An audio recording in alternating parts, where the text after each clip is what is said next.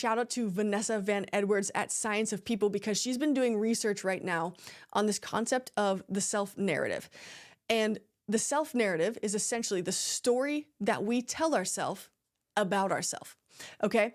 And that's important because the stories we tell ourselves about ourselves impact how we see the world and how we interact with the world. And there's three types of narratives that someone can have. The hero narrative, which is what we all want in a friendship and we all want to be as a friend, because the hero narrative is essentially the person who says, I had hard things happen to me, I've been through hard things, and I've overcome, and I will overcome again. It's basically someone who refuses to stay knocked down. The next self-narrative that someone could have is the healer narrative.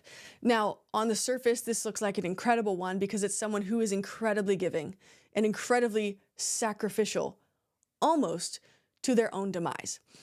Someone who might have a healer self-narrative just is a doormat, quite honestly, and always puts others before themselves. But that can be a slippery slope in a friendship because they're not confidently sharing their needs or their wants or their expectations, right?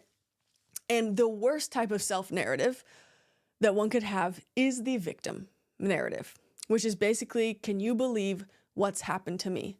Or I can never overcome what has happened. And it's basically living in this state where nothing you do can help you climb out of where you are right now.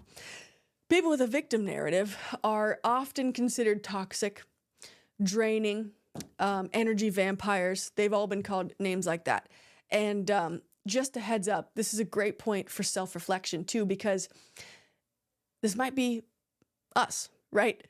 Sometimes I think we can all jump into that category, but we do not want to stay in that category because none of us want a friend that is always stuck in everything is happening to me and I can't take control and autonomy of overcoming and achieving